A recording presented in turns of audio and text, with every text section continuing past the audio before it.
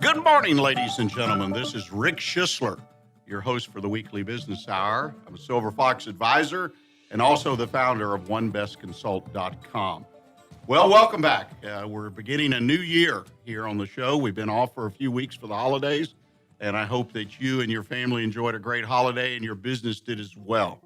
Want to first thank our sponsor, OneBestConsult.com. As I mentioned, I'm the founder of that organization.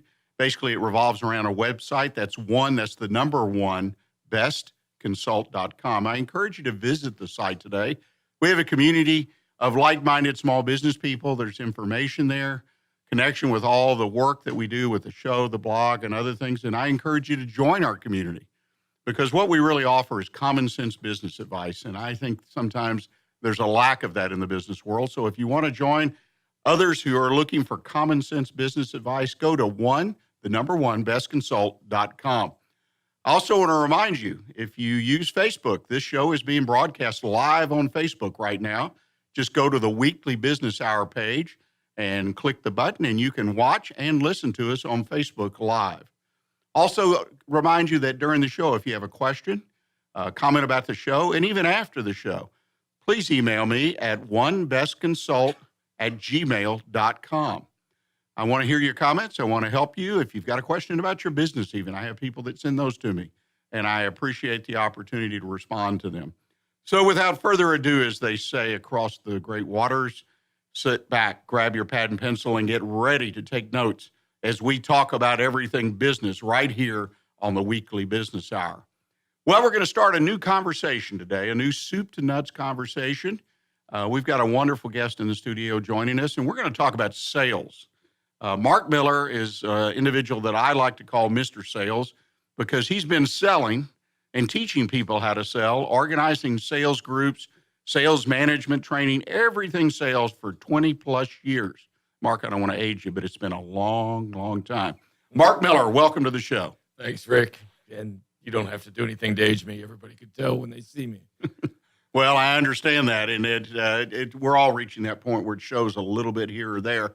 Well, Mark, we're going to talk about everything sales. I think we entitled your talk about nothing happens until someone sells something for today's session, a great place to talk about sales. And we're going to follow up in next week and the following week and kind of try to give people a package, if you will, that they can run with. They can listen to a podcast and really get reinvigorated, hopefully, about developing their sales organization, whatever that looks like. So let's kick it off and start. Where does it all start? I mean, selling has a bad reputation in general. Yeah, it really does. The term salesperson, if you had a child and you sent them to college and they turned out to be a salesperson, most folks would be disappointed they weren't an engineer, they weren't a teacher, they were a salesperson. So if you think about it, if you were trying to get somebody to say salesperson, you might have words come out like liar, slick, fast talking, used car, all those sorts of things. So it has a bad rep to begin with. I mean, even me, when I was growing up, my dad was a salesperson, and he told me, look, Mark, if you continue to talk back to your mom, get bad grades, come home late, you're going to grow up to be a salesperson just like me. And I did. So I think we got to get that out of our minds because nobody's really like that. And I think as we go through the program in the next 3 sessions that we'll find out that selling is kind of fun. And actually it's a service, it's needed. And if you have a business, the truth is that nothing happens until someone sells something. Yeah, and that's absolutely true. As I put the title on for my own purposes before I saw your outline, I said it all starts with sales. And there's no doubt every business, regardless of how great your idea is or your product, it's got to start with a sale. And you obviously believe that, you teach that, and it's very important that people understand that. Well, let's get rolling. Let's talk about the foundation. Yeah, businesses kind of come in 2 flavors. With small businesses start with someone that's either a really good salesperson, they're the guy that can sell ice cream to Eskimos. They have what I call a non-reproducible sales style. They're just good at it naturally. And then other businesses are started with someone who has a really, really good idea. They make the best widget. they have the fastest whatever it is, and their belief is that because it's so good, and by the way, it's theirs, that people ought to buy it just on its face. And if they don't, they really don't understand the world, right? So in those situations, that somewhere the person that starts it's going to come down to a really, you know, sort of pathway where they're going to have to hire their first salesperson, because the guy that's the really good salesman has to make the decision of, am I going to run my business or am I going to continue to sell it? And the person that has the really good idea has realized that all of his friends and, you know, coworkers and who are family have already bought his stuff, and if he's going to get any bigger, he's going to have to really go out and market his product or service, and that's when things get really hairy, right? Well, it's interesting. Kind of double back on that a little bit. As you say, a lot of times the person that starts the business, the one that has the idea of the product or whatnot, is a good salesperson. But sometimes they aren't necessarily a good salesperson. I mean, the old example of the professor, the mad professor. I always like to call professors mad. They're not really mad, but anyway, they come up with a great idea, a great product. It makes sense, but they're not salespeople. They're inventors. What do those kind of people do? I mean, they can't sell to begin with, or they aren't trained to sell. Yeah, in the third part of that is that they see no value in selling, because again, their mindset is they've made the best thing, everybody ought to buy it anyway, and I'm really wasting money to market this or have a person actually go sell it for me because they were going to buy it anyway. Not true, of course, but that's sort of the thought, and we got to get those individuals past the fact that, yeah, okay, fine, you have good stuff, but if you really want to make some money, you're going to have to get people to go sell it for you, and whatever you pay them is well worth it.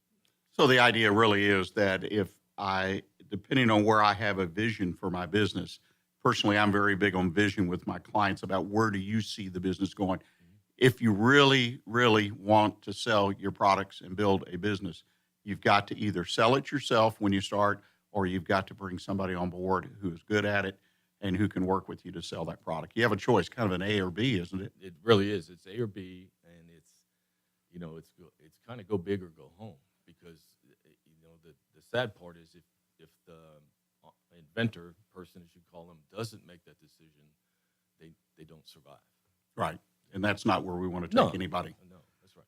Well, let's talk about selling, and the idea is selling a gift. I mean, what is selling all about? Because I personally have always looked for people that are really good at what they do. It's just something, and I have met and been blessed to meet people like yourself that are really gifted as salespeople. But is it a gift? Is it something we can train people? I mean, where's the bottom line on all this? No, it's not a gift for everyone. There are folks who have the gift, and they do have a non-reproducible sales style, and that's maybe 1% of all the people that sell. The rest of us have to learn some way. The problem is it's kind of learned through what I call tribal knowledge. Old Charlie, old Joe, old Sue, who's been with the company or has been selling for a long time, passes down whatever knowledge they have to the next salesperson. And that's really a bad way to do it, because you learn old Charlie, old Joe's bad habits, right? So, yeah, you can learn it, and it just takes a little discipline. And it's not that hard, because really interacting with people is the foundation of sales. So if you like folks, and even if you don't like them, you can learn to talk to them by using some very simple steps that we'll get to, I think, in session 3. So no, it's not a gift. You don't have to have the gift of gab, and it's frankly better that you don't, because good salespeople listen twice as much as they talk. Well, and I think there's the key, and one of the things is that the reality is all of us have to sell at some point in our life, some very bare minimum, even if we really don't enjoy being around people a lot. So we've got something in us that we sell ourselves. But this listening thing, boy, that is so powerful. I mean, how many seminars, how many books are out there, which to me says people aren't listening to the fact they need to listen more than they talk. Yeah, and it's so obvious. The old saying is God gave you 2 ears and 1 mouth, but folks seem to ignore that fact. And listening is just a matter of sitting on your hands, and as Zig Ziglar used to print T-shirts that said "Shut up and listen." So it's It's that easy. Just listen. And the thing, Rick, also these days we find is nobody gets any nurturing from their environment. I grew up in the 50s. Everybody had dinner together. We talked about the day. Shoot, if a family has dinner together once a week this time, they've really done something well. So even the salesperson coming in, if they listen to your fears, your thoughts, your hopes, your dreams, just for a little while, then you have an automatic in, and folks will let you come back again so they can tell you more about their fear, hope, and dream. All you got to do is get it out of them. That's an interesting comment. So what I think you're saying, and I want to make sure I understand, because I think this is really powerful. Basically, our society has gotten to a place where people don't have the interpersonal relationships like you mentioned, the family, because I grew up like that as well. Right. And I hadn't really thought of it in the sense that makes the job of the salesperson somewhat, I don't want to use the word easier, but a better opportunity. The fact that if you'll listen, people are they're looking for people to listen, I guess is the way to say it. Exactly. And, of course, there's the internet. If you just want to, go do that, that's fine too. And, people do that. But there will always be a salesperson and will always be an interaction because people can't express the emotion behind the sale online. Even when you go and buy a light bulb online, are you buying it because it's dark in your house and you'll pay anything for it if you can get a light bulb right away? And you can figure that out if you're talking to folks and listening to what their hopes and fears are. That's pretty amazing. So really where we need some training, or if we need improvement, if we do, as someone who's, say, a quote unquote newer salesperson, is the art of listening. Exactly. Very interesting. Yep. Very interesting. So let's talk about some things that, the idea that what we do with a prospect when we find them. I mean, what do? We've got a prospect in front of us on the phone. We've gotten an email. I mean, there's 100 different ways to be introduced to a prospect. What do we do? Well, prospects are the beginning stage, and they come in all sizes, shapes, and flavors, and our job is to sort them out. And it's sort of some will, some won't. So what? Who's next? So we got to kind of get through that. And it depends on who the prospect is. If it's someone you've never met any before, it's what you might call a cold call. The facts are that about 0.5 to 2% of those people will ever buy anything from you. And what a lot of people make the mistake of is because someone's quote unquote interested, that they ought to be able to sell them their stuff. Well, not true. Okay. First of all, nobody likes to be sold. They love to buy, but they don't like to be sold. And second of all, they may not be a fit for you. So if something is a 0.5 to 2% chance of something good happening, that means it's a 99.5 to 98% of something bad happening, meaning they're saying no. So frankly, if they say yes, you ought to be a little surprised. So you're going to have to weed them through your funnel of questions and make sure that they fit the category of the ideal prospect for you. And if they don't, let them go and start again. Because salespeople spend a lot of time and a lot of time chasing people who will never buy from them. Wouldn't it be better to find the people that will buy and listen to them? It's much easier and it's better for your business. Well, ladies and gentlemen, believe it or not, we've come to the first break of our show. We're going to take a short break. When we come back, we're going to continue to visit with Mark Miller, Mr. Sales, about selling and a little bit more of what's in somebody's mind when they're trying to sell and understanding some of the things we've talked about earlier. So please stay with us. We'll be right back with you.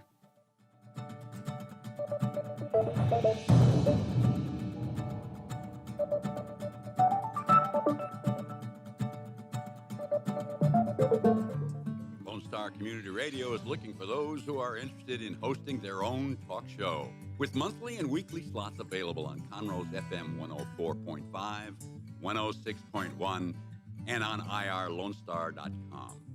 Start your own podcast, create your first YouTube channel, and be on TV. Contact Lone Star Community Radio online at irlonestar.com or call the station message line at 936-647-3776.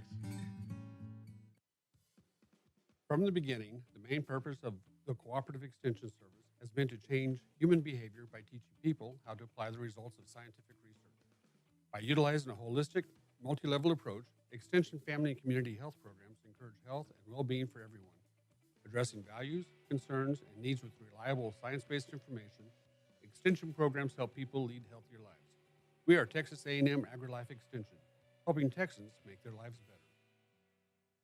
For those of you who like your partners, your gumbo, and your music salty, well, we're here to help with the music. Julian Shea here, host of Lone Star Country Nights Thursday, your weekly dose of roots and Americana and all the music that makes this part of the country special. We stir in Western swing, honky-tonk, Zydeco, Texas blues, outlaw country, and put a pinch of red dirt, and then we smoke it over a slow fire.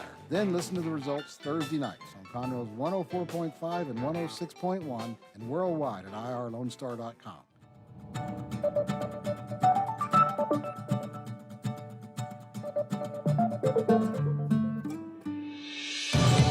You are listening to the Weekly Business Hour, and this is Rick Schissler. I'm your host. I'm a Silver Fox advisor and the founder of OneBestConsult.com. And we're in the midst of a soup to nuts conversation with Mr. Mark Miller, a man I like to call Mr. Sales. We're talking about some of the psychology in selling and deciding, you as a business owner, how you're going to handle your sales. One of the most critical, foundational questions you can answer when you start a business. Well, Mark, when we went to the break, we were talking a little bit about what's inside somebody's head, about listening, and it sounds like listening has become a really great tool. Always been a good tool, but with today's society and people aren't reacting very much, we're all out there desperately looking for somebody to listen to us. And I would agree with that. I thought about it during the break. I said, yeah, I like to go out and talk a lot. I got to find these listeners, which sometimes it's hard to find. In today's world, everybody's wired up. That's true. And, I find myself when I listen and I just keep people talking, with simple prompts, they tell me things I really don't want to know, So it's that sort of a situation. And, you gotta sort through that too, because, you get off on the tangent of something that's really personal and it's the water that you don't want to get into, but it just means you're doing a good job. Yeah, and you have a chance to build a relationship in selling, right? It's all about building a relationship at some level. Yep. And I agree with you. The TMI, as they like to call it, that I'm guilty of doing that. Right. But also I hear a lot of it as well. That's right. And it can be pretty scary at points, but you're doing a good job. You're bonding, and that's, the rule is people buy from people they like, and they like people like themselves. So, you got to kind of mold yourself into the situation that you're in. And if you like that sort of thing, it can be a lot of fun. So, well, you build confidence, you build trust, and I think that's wonderful. And like you say, I treat it as a game sometimes. I really enjoy that, trying to help somebody at the same time. I can see them relationship developing. It's a lot of fun, like you say. And you just hit on a very important point. People think that the selling activity is about them. The old Carly Simon song, if anybody even remembers who she is, was, "You're so vain, you probably think this sales call's about you." It's not. It's not about you. It has nothing to do with your self-worth as a human being. You're the same good old Rick or Mark that you were when you walked in. There's only one of you, and you're as good as it gets. So this is not about you. The selling is not about you. It's a matter of making connection. Either you do or you don't. You have the product or service that folks need or want to solve the particular problem that they have, and it just doesn't always fit. So if you carry your heart on your sleeve, this is a really bad profession, and if you do that, you need to find a little pocket to put it in. It just, when you can do that in your normal life if you want, but when you're selling, it can't be about you. Psychologists call that being I-centered, meaning I am the center of the universe, and the world sort of spins around me, and I think we all know someone who's probably the king or queen of being I-centered, and you can say their name just like that. And where people tend to make the transition to being, instead of self-centered, they become prospect-centered, or they're companion-centered, or they're colleague-centered, so that the prospect becomes the center of the universe rather than them. And that way, that fulfills that I need that the prospect has. That's when you start making money. And the way you do that is to start putting some emotion into the sale. Most companies develop a list of features and benefits.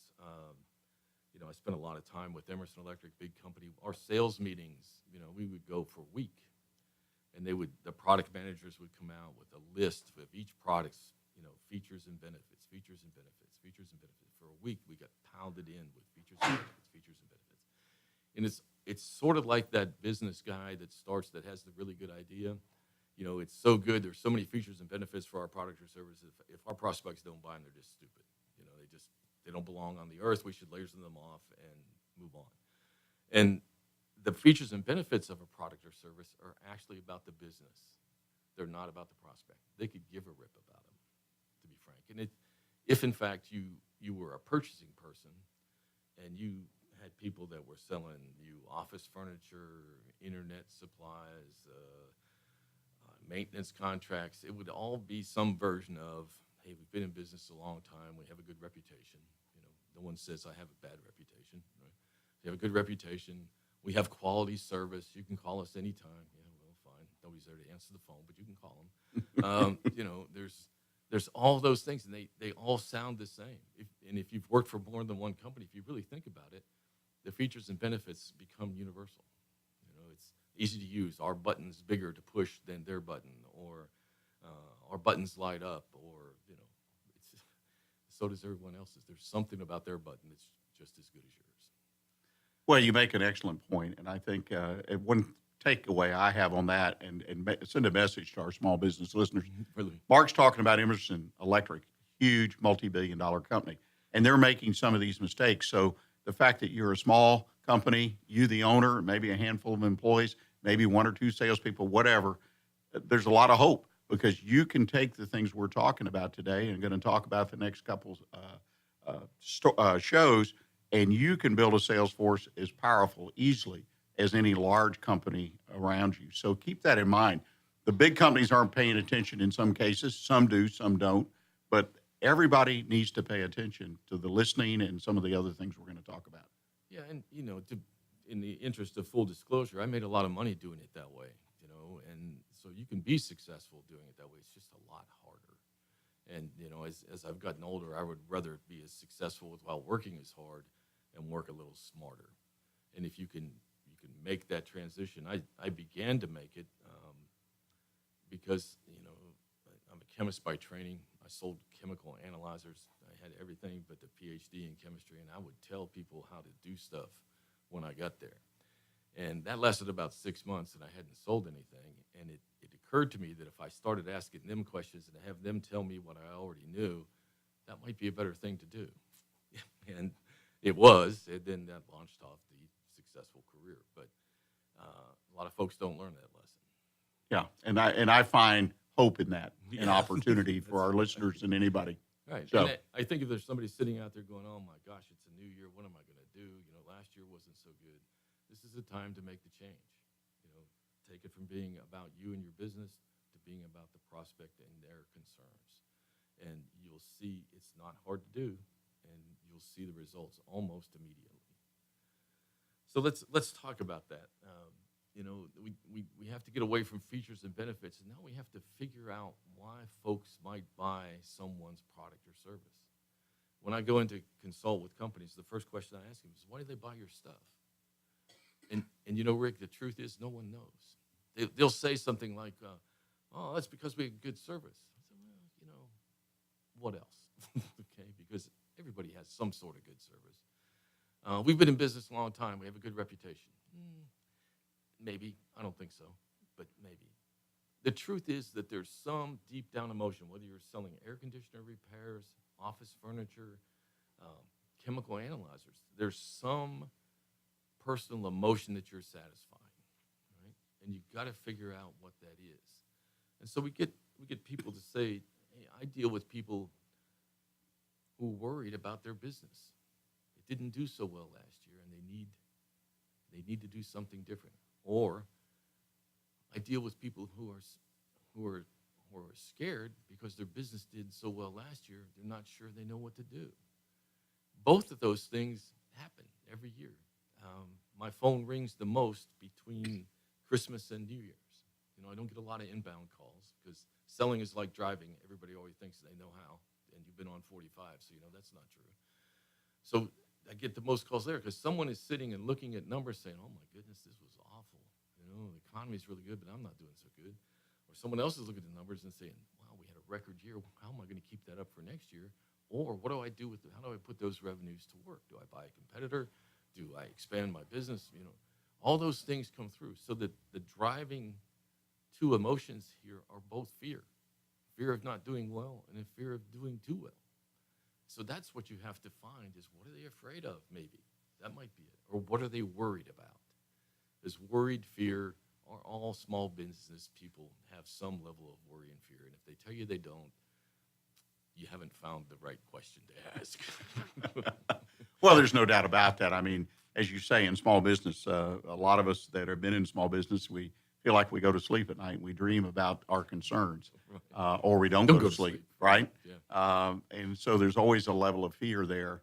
And whether it's the competition or what's going to happen with taxes, the list goes on because it's our business. That's right. We got the whole thing to be responsible for. Yeah. And it's our baby.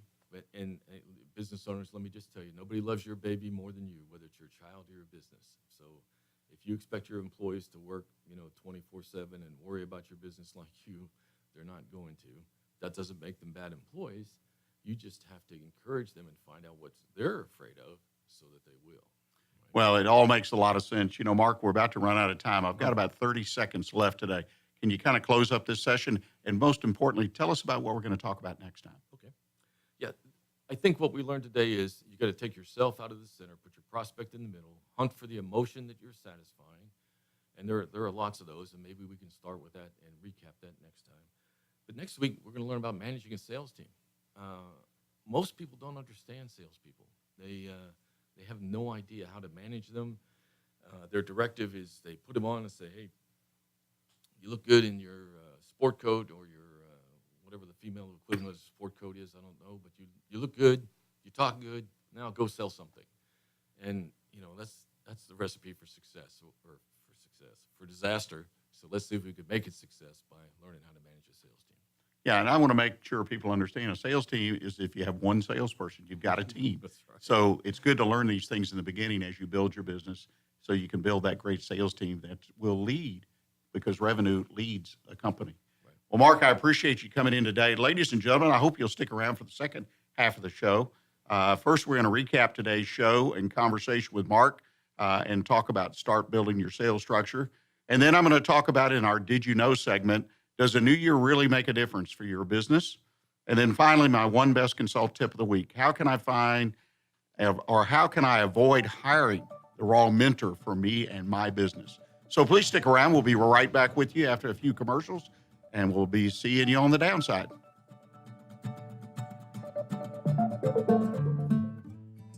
Lone Star Community Radio is looking for those who are interested in hosting their own talk show, with monthly and weekly slots available on Conroe's FM 104.5, 106.1, and on irlonestar.com. Start your own podcast, create your first YouTube channel, and be on TV. Contact Lone Star Community Radio online at irlonestar.com or call the station message line at 936-647-3776. The Texas A&M AgriLife Extension Service has been dedicated to educating Texans for over a century. In 1915, the Extension Program was established under the federal Smith-Lever Act to deliver university knowledge and agricultural research findings directly to the people. Ever since, AgriLife Extension programs have addressed the emerging issues of the day, serving diverse populations across the state. Texans turn to Extension for solutions in horticulture, agriculture, 4-H and youth, and family and consumer sciences. Extension agents respond not only with answers, but also with resources and services that result in significant returns on investment to boost the economy. Join us Fridays at 1 o'clock for the AgriLife Extension Hour.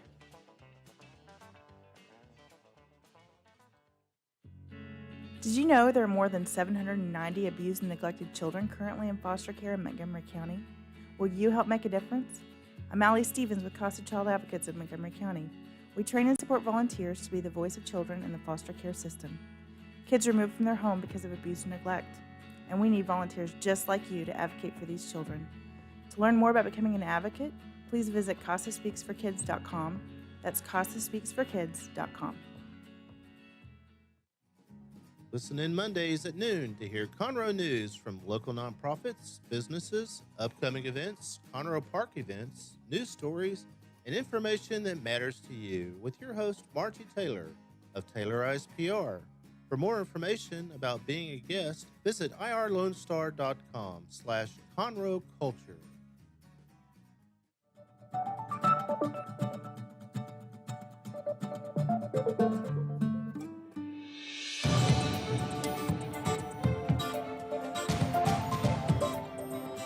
Weekly Business Hour, and we're at the bottom of the hour of this week's hour. Well, that was a lot of hours, wasn't it? Welcome back.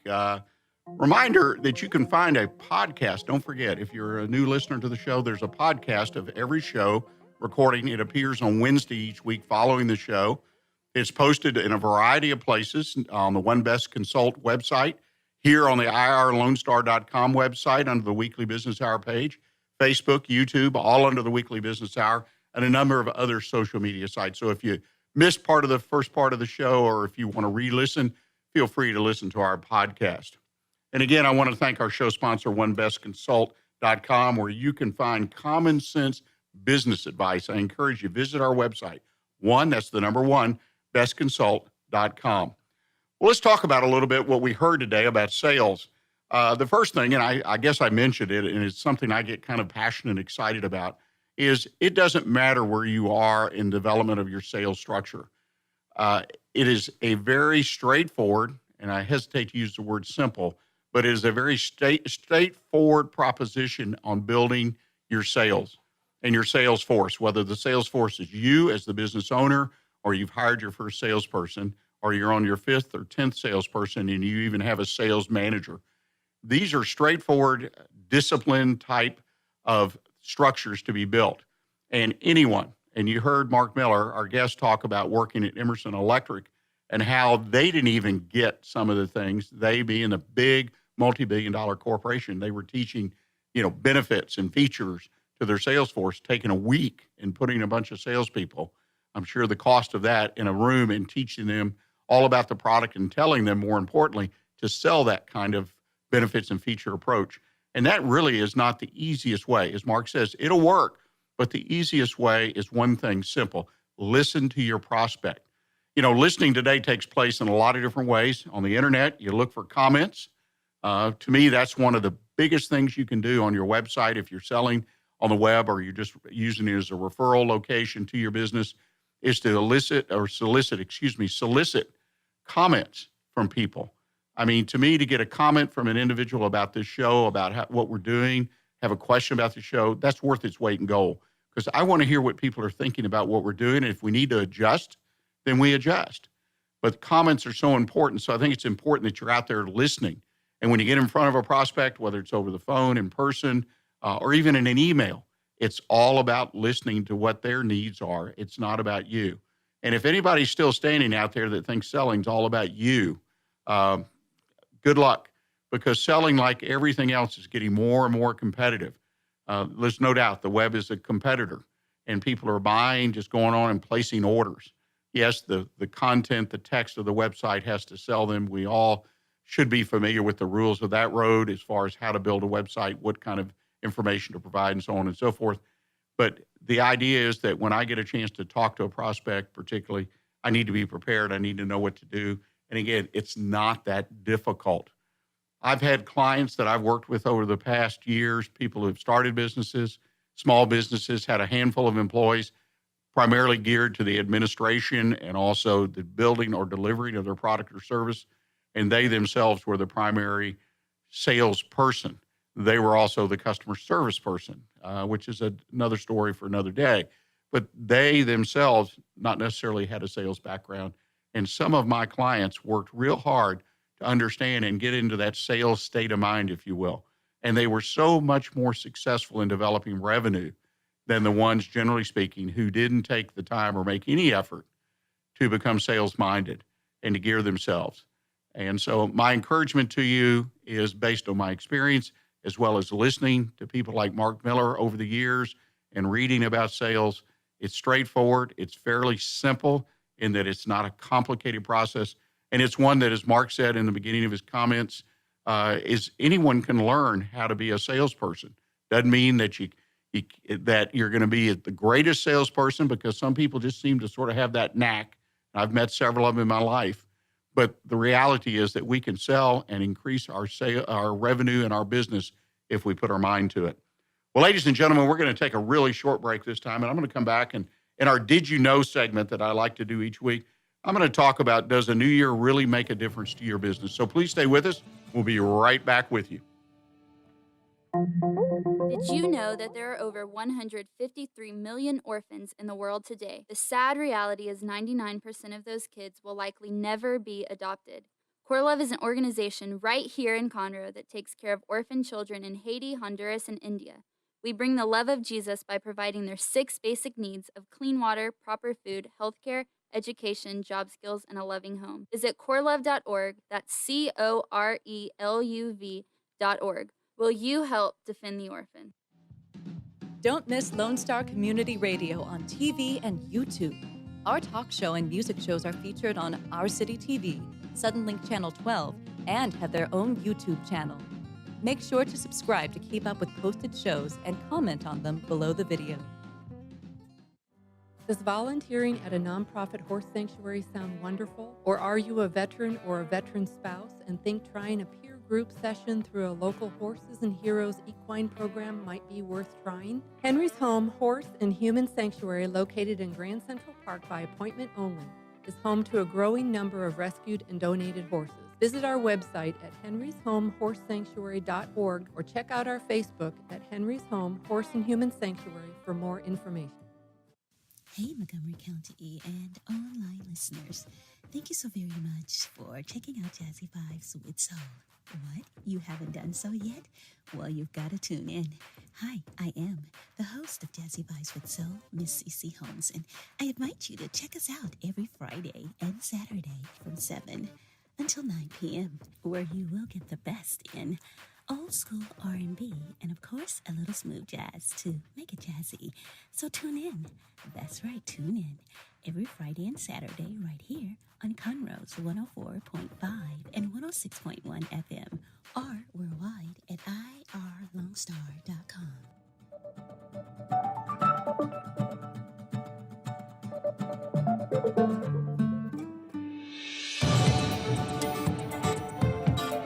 You are listening to the Weekly Business Hour. And again, this is Rick Schissler, your host.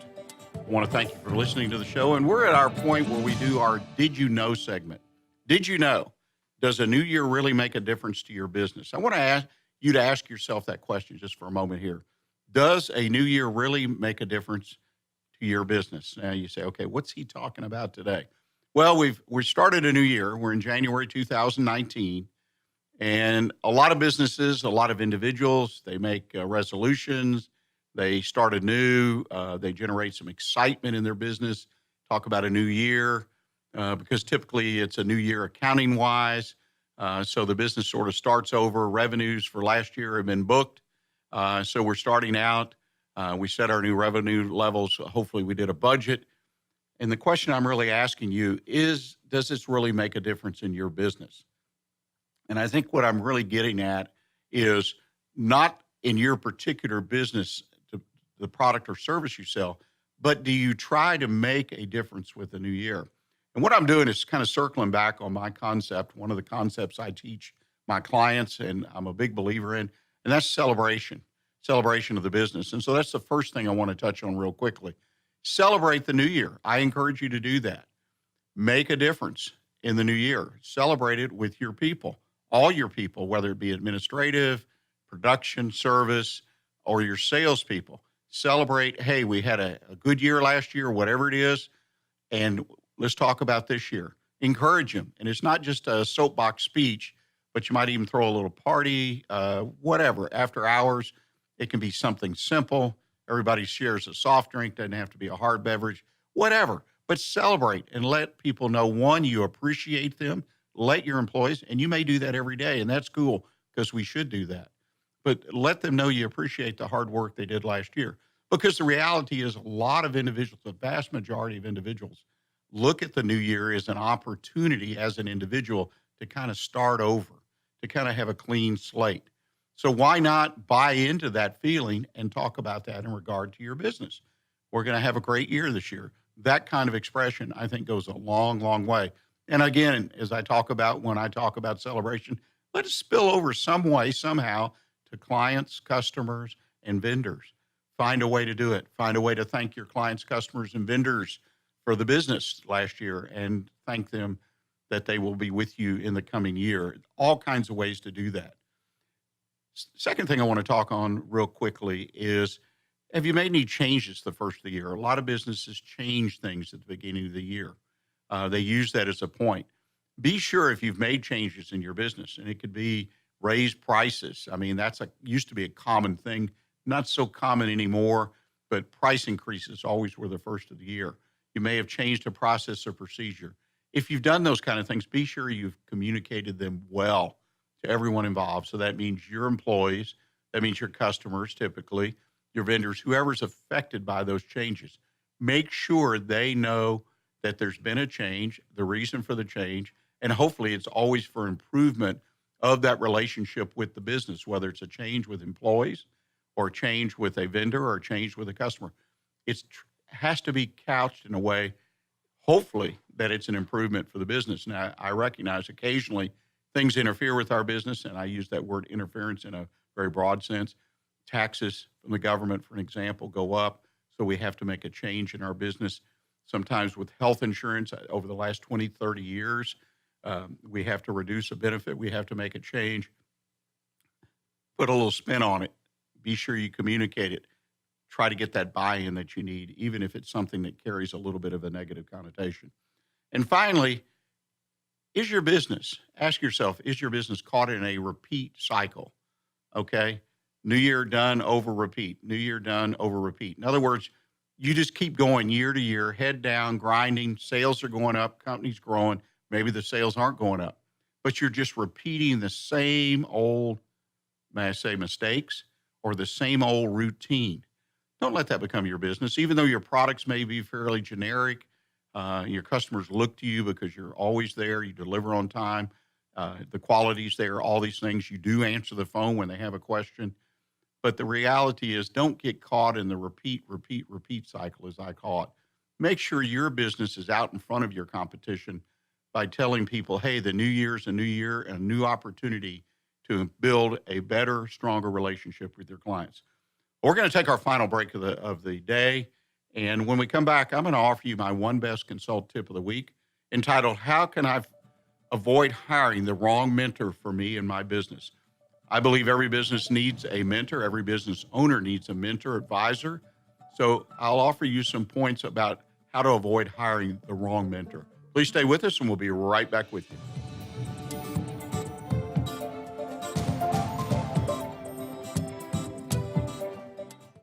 Health Center Southeast Texas is a federally qualified health center. We accept Medicare, Medicaid, and most major private insurances.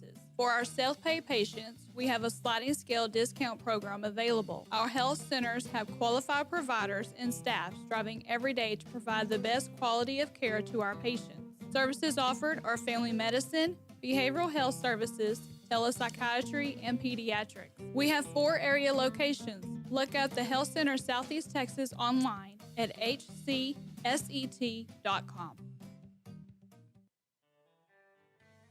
Don't forget to download the Lone Star Community Radio app from your Google Play or Apple Store. Bring Montgomery County's community radio with you anywhere with your smartphone or tablet. If you are in the Conroe area, tune in on FM. That's Conroe's FM 104.5, 106.1. If you are on the computer, bookmark irlonestar.com as your internet radio station. A Lone Star Community Radio, broadcasting 24/7 from the heart of downtown Conroe, Texas. The Texas A&M AgriLife Extension Service has been dedicated to educating Texans for over a century. In 1915, the Extension Program was established under the federal Smith-Lever Act to deliver university knowledge and agricultural research findings directly to the people. Ever since, AgriLife Extension programs have addressed the emerging issues of the day, serving diverse populations across the state. Texans turn to Extension for solutions in horticulture, agriculture, 4-H and youth, and family and consumer sciences. Extension agents respond not only with answers, but also with resources and services that result in significant returns on investment to boost the economy. Join us Fridays at 1 o'clock for the AgriLife Extension Hour.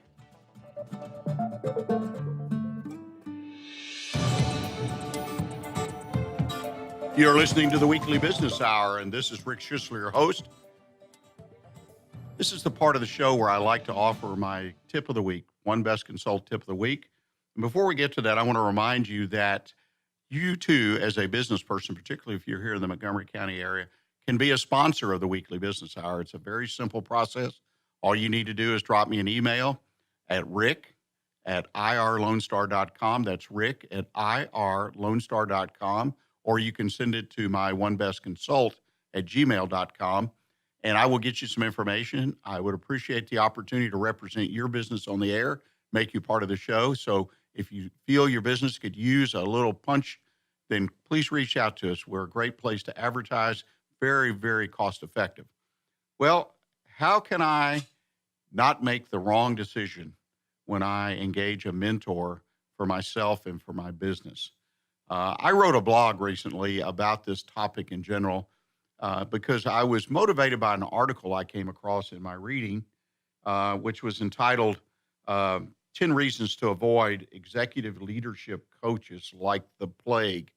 And again, executive leadership coaches, mentors, these words kind of get intermingled. They are different, but the concepts are very similar in some ways. And I read this article, and it was interesting. The individual who wrote it, Chris Pearce, it appeared in Forbes back on December 22nd of last year, is an executive coach. So he was basically saying, okay, these are the pitfalls, these are the mistakes.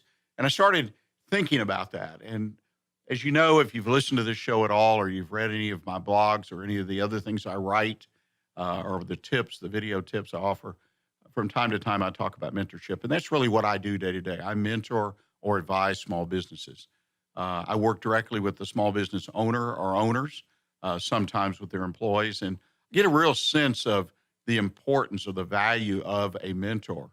That on top of the fact that is I went through my career and owned the businesses that I was fortunate enough to own during my life, to build and later sell, that I always had a mentor, sometimes 2 or 3 mentors, depending on what field I was in, sometimes industry specific, but generally having someone that I could bounce ideas off. Because there's no doubt that owning your own business, oftentimes you can get kind of lonely. It's kind of like being single in life, in your personal life, and padding around in a 5,000 square foot house at night, and there's nobody there but you and maybe a dog or a cat. It gets lonely. But more than that, a mentor is somebody that you can take what you consider your best ideas or your best challenges, most difficult challenges, and you can talk to them about it. And they can help you exercise through it, and most importantly, help you make better decisions, which means you have a better opportunity to grow your business. But I want to talk about some things I mentioned in my blog, and the fact that what you need to avoid are a couple of things that really stuck out to me real quick. First of all, there are a lot of folks out there, and I'm not trying to be critical of individuals, but they hold themselves out as coaches. Over the years, there have been a number of franchises developed, and they take any individual with any kind of background. A lot of these individuals that sign up for these programs worked in management of a company, typically a larger company, but they've never really owned a business. They've never really, to any extent, or multiple businesses. In other words, their life's experiences are different than what I think you need to be an effective mentor for a small business owner. A lot of times as well, they operate out of what I call a notebook, and that's my way to generally say, well, they've been given a program, taught a program, and these programs can be really good by the franchise owner, and they follow these programs. And literally, a lot of them carry around a notebook. First meeting, second meeting, all of it's pre-programmed out. I just don't believe that a person, it's the most effective way for a mentor to operate, particularly on a small business owner's basis, to feel that everybody's going to fit the same slot that's in that notebook. In fact, I think it's just the opposite. And I've had that feedback come from people who later became my clients, who worked with people who worked out of a notebook. Again, well-meaning. I'm not trying to say anything diabolical. In other words, that these folks are trying to scam you. That's the farthest thing from my mind. But I don't feel it's the most effective approach when you look for a mentor to find someone who's working out of a notebook. I think the key thing, as I said, is to find somebody with the experiences that are going to be similar to the kind of experiences either you're having or had, or you think you will have in the future in building your business. And that's being an owner of that business, building the business, hiring the right people, developing a sales force, as we talked about earlier in the show today, managing cash flow, on and on and on, the list of things that we do as small business owners. And I think it's important to try to find someone who can support you in those areas. The other thing is that a lot of times I have found that coaches, even mentors, advisors, again, whatever label you put on them, will say, well, I'm here to improve your performance. And they come up, develop some benchmarks with you perhaps, and say, well, sales should increase 5% or more a year in your industry because all kinds of statistics are out there available. And they go down this little checklist and call it performance goals, metrics, so on and so forth. It sounds really cool. Well, I'm going to increase your sales to this. And so the whole spotlight of their whole effort is focused on improving performance to get you to or to exceed these metrics. And I think that kind of misses the target. I mean, the idea that I'm going to spend all my effort and time working with somebody that supposedly is going to help me find a target of performance, that is neat. I mean, we want to be able to say at the end of the year, we increased sales 5%. We reduced turnover. We increased inventory turnover. We increased accounts receivable turnover. All kinds of metrics are out there. But the reality is that performance for performance sake is not going to put your business in the winner's circle. Yes, it might increase and help you grow the business, but we need to go behind those performance metrics and find out what our real issues are that are preventing us from improving our performance. In other words, it's kind of like digging deeper, very simply said, digging deeper into your business instead of just keeping that focus on those numbers. Did you hit your numbers this month? Now, what I want to know is, what did you find that's holding you back in this area? What were the challenges there? Is it a systems problem? Is it an employee problem? Is it a process issue? Is it that we're just in the wrong place? We're not really providing the market what it wants, a sales issue. I mean, there are all kinds of issues that can be affecting your performance, and I suggest you dig in and find them out. If you'd like to talk about this subject a little further with me, please reach out to me. You can reach out to me at One Best Consult, and I encourage you to contact me. Just send me an email at onebestconsult@gmail.com. Don't need to put a name to it, just one, the number one, bestconsult.com. Well, ladies and gentlemen, we're at the end of today's show. I hope you've enjoyed it. I hope you've heard at least one idea that you can put into action, hopefully today or down the road, and I hope that you will continue to listen. Mark Miller will be back with us next week. We'll be in the second show and how to develop your sales structure and talk a little bit about sales management. Again, look for the podcast of today's show, the weekly business hour page out there on irlonestar.com, social media, as well as One Best Consult. And I want to thank you for joining us. And remember to stay in touch with what's happening in Montgomery County right here on Lone Star Community Radio. And until next week, stay engaged and keep the focus on what counts in your business. Thanks.